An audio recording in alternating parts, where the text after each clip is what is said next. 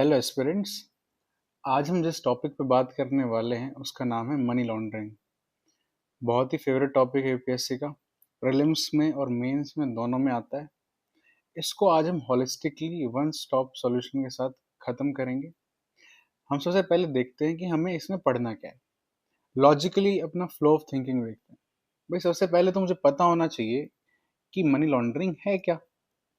That is what is money laundering. और जब मैं व्हाट इज मनी लॉन्ड्रिंग पढ़ रहा हूँ तो उसमें लॉजिकल बात है कि मैं उसकी सारी टाइप्स भी पढ़ूंगा। तो first pillar will be what is money laundering.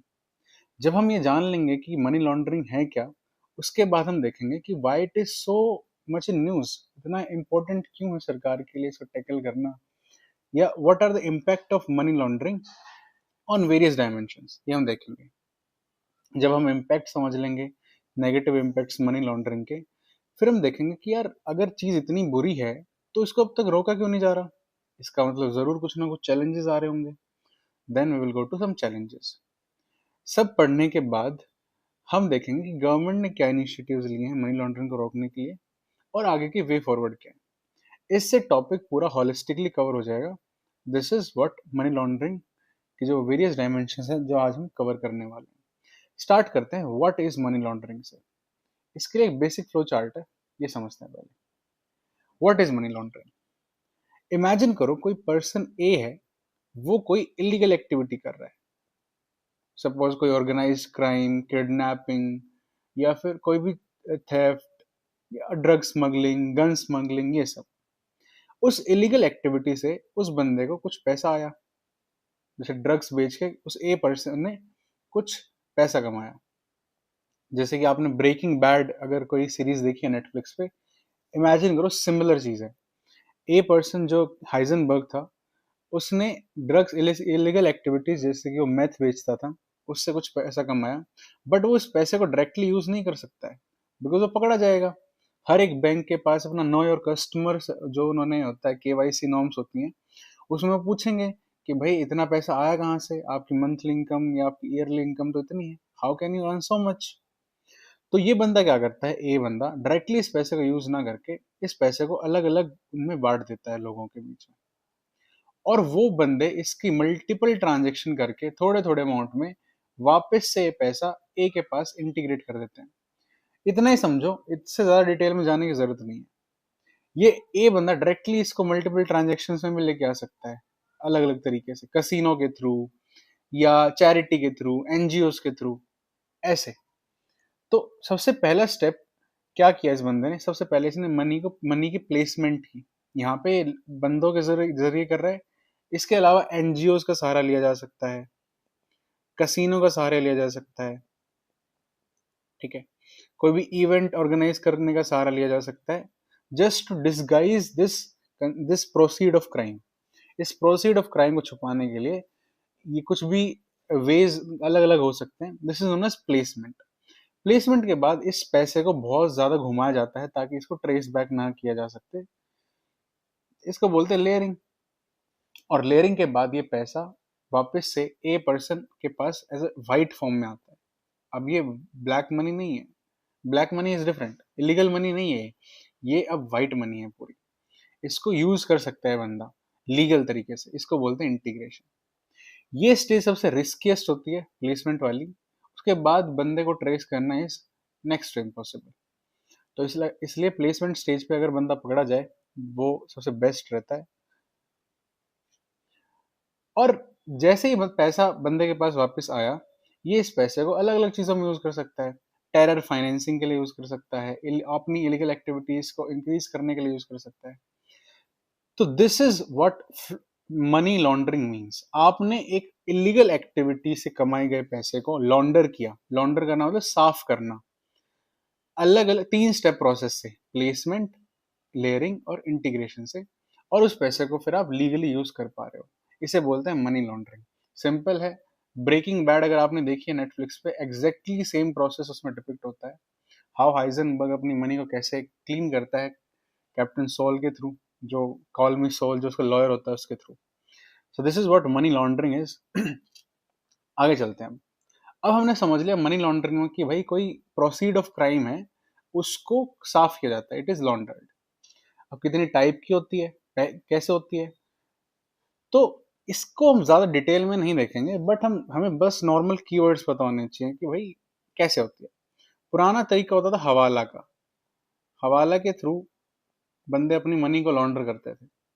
I am sure आपको पता होगा हवाला सिस्टम है क्या। इसको हम ज़्यादा डिटेल में नहीं देखेंगे। अगर आपको चाहिए अलग वीडियो तो आप मुझे बताना कमेंट सेक्शन में। और कैश कुरियर्स, ये पहले के तरीके होते थे। बट अभी शेल कंपनीज एक नया और तरीका है पुराना। शेल कंपनीज के थ्रू भी मनी लॉन्डर होती है। उन कंपनी से कुछ काम होता नहीं है, but on paper these companies earn very much profit. वो कुछ प्रॉफिट नहीं होता, वो इलीगल मनी ही होती है, ब्लैक मनी होती है। तो ये पुराने तरीके थे मनी को लॉन्डर करने के। अब नए तरीके क्या आ रहे हैं, दिस इज इंटरेस्टिंग। यूपीएससी यहाँ से सवाल पूछता है, जैसे crypto currency. Crypto currency is the new. आपका एनएफटीज जो है, नॉन फंजिबल टोकन्स, पेंटिंग वगैरह ये सब, इनके थ्रू भी मनी लॉन्डर होती है, क्योंकि फिक्स वैल्यू नहीं है ना। आर्ट वाली चीज में लोग अलग अलग चीजें देखते हैं, तो उसकी कोई फिक्स्ड वैल्यू नहीं है। तो these are very good source for to launder money. अच्छा, इंश्योरेंस सेक्टर जो है, insurance sector is also way to launder the money. एक वाइट हवाला होता है, अगर नहीं पता तो आपको पता होना चाहिए इन चीजों के बारे में। So these are the new and emerging ways to launder the money. अब हमने देख लिया मनी लॉन्ड्रिंग होती क्या है, व्हाट इज इट, और वो कितने तरीकों से होती है। इसे हम ज्यादा डिस्कशन नहीं करेंगे टाइप्स पे। हमें बस माइंड में कीवर्ड्स याद होने चाहिए कि भाई इन इन तरीकों से मनी लॉन्डर हो सकती है। अगर आपको चाहिए कि क्रिप्टो करेंसी कैसे मनी को लॉन्डर करने में हेल्प करती है, टेरर फाइनेंसिंग में हेल्प करती है, ये इंपॉर्टेंट है। ऑलरेडी पीवाईक्यू आ चुका है, अगर आप चाहेंगे तो मैं इस पर एक अलग से वीडियो बना दूंगा, आप मुझे जरूर बताइए। अब आगे चलते हैं। अब हमने मनी लॉन्ड्रिंग समझ लिया कि भाई जो इलीगल एक्टिविटी से पैसा था वो साफ करके आप नॉर्मल इकोनॉमी में यूज कर रहे हो, इससे कुछ ना कुछ इम्पैक्ट होंगे। Next thing is impact. अब इम्पैक्ट को सोचने के लिए टेम्पलेट है कि भाई हम इसको सोशल, पॉलिटिकल, सिक्योरिटी, एनवायरमेंटल और इकोनॉमिक पर्सपेक्टिव से सोचते हैं। क्या क्या इम्पैक्ट होंगे मनी लॉन्ड्रिंग के। देखो यार, जो ये पैसा आ रहा है ये इलीगल एक्टिविटी से आ रहा है। अगर मनी लॉन्ड्रिंग बढ़ेगी, इफ मनी लॉन्ड्रिंग इंक्रीजेस, इसका मतलब जो इलीगल एक्टिविटीज हैं वो बढ़ रही हैं। अगर इलीगल एक्टिविटीज बढ़ रही हैं तो सोशल हार्मनी का खतरा है। सो क्राइम इंक्रीजेस, इसका सीधा सीधा मतलब है क्राइम बढ़ेगा।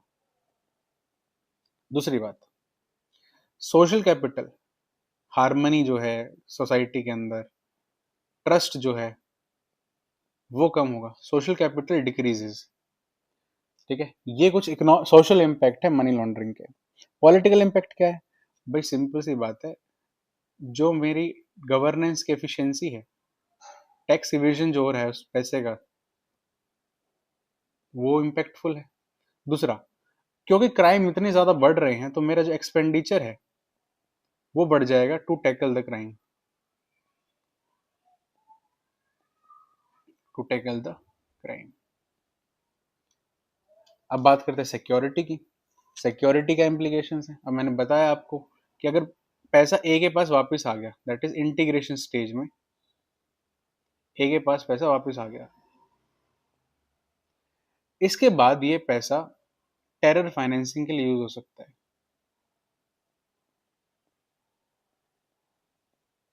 तो एक सिक्योरिटी कंसर्न हुआ, this is a security concern. Terror financing के लिए यूज हो सकता है, और कोई illegal activities, human trafficking, drug smuggling, इन सब चीजों के लिए भी यूज हो सकता है। It is a security concern. Environmental concern कैसे है, मनी लॉन्ड्रिंग से क्या एनवायरमेंटल इम्पैक्ट है। ये बात जो थी ना, एफएटीएफ ने बोली थी, financial action task force. India वो became its member in 2010। Prelims fact है, याद रखना, पेपर में आता है। इसने बोला कि भाई जो मनी लॉन्ड्रिंग है ना, उससे जो पैसा, उससे इलीगल वाइल्ड लाइफ ट्रेड होती है। Illegal wild life trade. और अगर वाइल्ड लाइफ ट्रेड इलीगल हो रही है तो उससे जो बायोडाइवर्सिटी है वो थ्रेटन होती है। और तो और there is also zoonotic disease breakout, ये भी खतरा रहता है। जूनोटिक डिजीज के इंक्रीज होने का खतरा भी रहता है। अब लास्ट में बात करते हैं क्या इकोनॉमिक इम्पैक्ट है मनी लॉन्ड्रिंग का। जनरली अगर हम इम्पैक्ट सोचते हैं तो हम सिर्फ इकोनॉमिक सोचते हैं, इसलिए मैंने लास्ट में रखा है कि भाई और भी इम्पैक्ट हैं इसके, social, political, security, environmental. Economic impact देखते हैं। पहली बात तो टैक्स इवेजन हुआ यहाँ पे, सीधी सी बात है। अब क्योंकि इलीगल एक्टिविटीज बढ़ गई हैं इतनी ज्यादा, तो ईज ऑफ डूइंग बिजनेस कम हो गया है। थर्ड थिंग, लोगों को पता चल रहा है कि भाई यहाँ तो इलीगल एक्टिविटीज ही ज्यादा बढ़ रही हैं, मनी लॉन्ड्रिंग बहुत ज्यादा है, तो जो इन्वेस्टर है, इन्वेस्टर का कॉन्फिडेंस जो है वो रुक जाता है, डिक्रीज हो जाता है। Fourth is fourth is investor confidence घट गया। फोर्थ इज जो मनी आई है मनी लॉन्ड्रिंग से, वो एक इलीगल मनी है, इट इज नॉट अकाउंटेड। इसकी वजह से it can exploit the exchange rate exploit हो सकते हैं।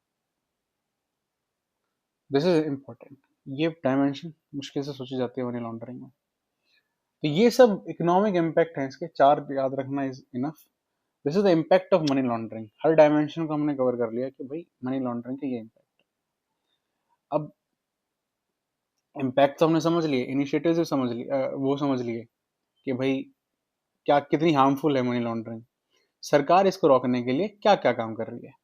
Late us see look at some initiatives. देखो यार, इनिशिएटिव जब भी आपको सोचने हो ना कि भाई सरकार ने इस चीज को करने के लिए क्या किया, तो इन 5 फ्रेमवर्क में सोचो। भाई लीगली क्या काम किया, इंस्टीट्यूशनली क्या काम किया, टेक्निकली या इंफ्रास्ट्रक्चरली क्या काम किया, रेगुलेटरी क्या काम किया, और इंटरनेशनल कोलैबोरेशन की है या नहीं की है। ये फ्रेमवर्क होता है किसी भी इनिशिएटिव्स को सोचने का, किसी भी टॉपिक से रिलेटेड।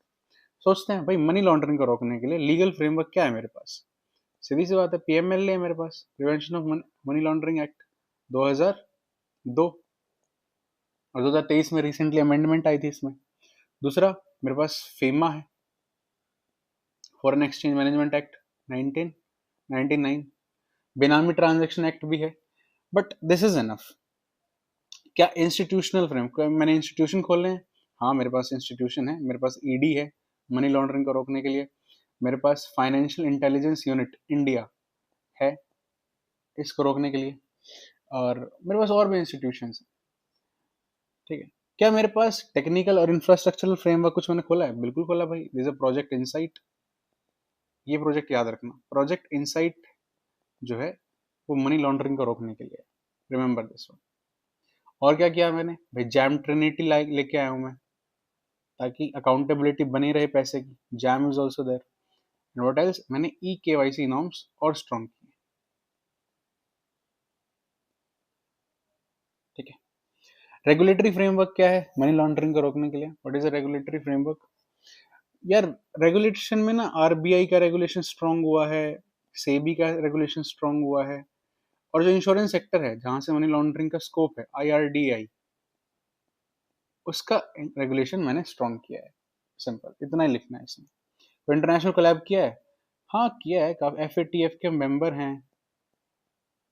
ठीक है। और we are also part of Wolfsberg anti money laundering guidelines, ये सब। ये सब मैंने इनिशिएटिव लिया। लेकिन कुछ चैलेंजेस हैं, चैलेंजेस पढ़ने जरूरी हैं कि यार इतनी इनिशिएटिव लेने के बाद भी मनी लॉन्ड्रिंग कैसे कंटिन्यू कर रही है। चैलेंजेस बहुत, 5 चैलेंजेस याद रखना, वैसे तो बहुत सारे हैं। पहला है कि बेशक से पीएमएलए है, but still there is a low conviction rate है, which is about 4.6%। Second is भाई न्यू वेज आ रही हैं, न्यू टेक्नोलॉजी यूज हो रही है मनी को लॉन्डर करने के लिए, जैसे कि क्रिप्टो है, डिजिटल एसेट्स है, एनएफटीज हैं, ये सब।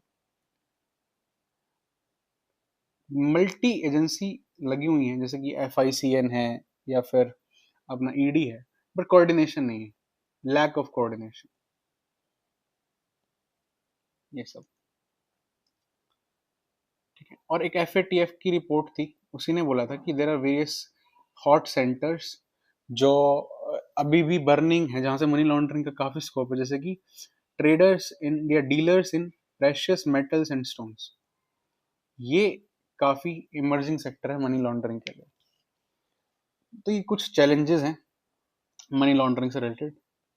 अब बात करते हैं वे फॉरवर्ड की, कि भाई अब हमने इनिशिएटिव देख लिया, हमने इम्पैक्ट देख लिया, चैलेंजेस देख लिए, व्हाट इज मनी लॉन्ड्रिंग देख लिया, टाइप्स ऑफ मनी लॉन्ड्रिंग देख लिया, सब कुछ समझ लिया, सब कुछ हमने होलिस्टिकली देख भी लिया।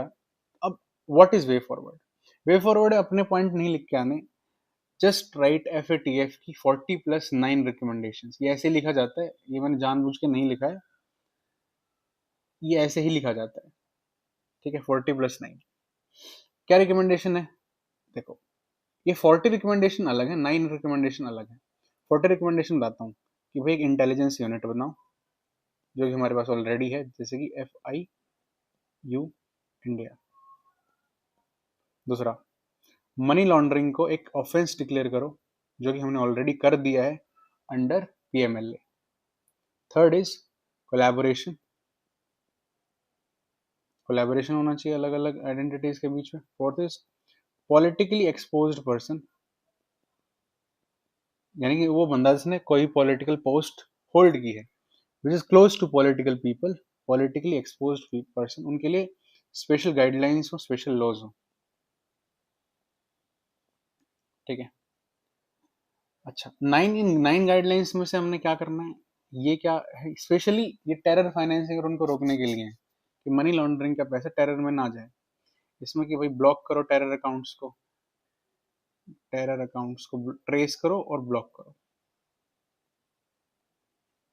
सेकेंड, NGOs जो कि एक नया फ्रंट खुला हुआ है against money laundering and terror, उनको रेगुलेट करो। थर्ड इज आप कैश कुरियर्स को मेंटेन करो, ये सब। तो दीज आर वे फॉरवर्ड, इनमें से आप कुछ भी लिख सकते हो। I hope you're clear with money laundering. वापस से रिवाइज करते हैं कि होती क्या है, टाइप्स क्या है, इम्पैक्ट हमने देखा, social, political, economical, security, environmental. Challenges हमने देखे, हमने गवर्नमेंट के इनिशिएटिव्स देखे, और हमने आगे के वे फॉरवर्ड देखे। Thank you so much. अगर आपको कुछ और टॉपिक पे वीडियो चाहिए तो do comment in the comment box.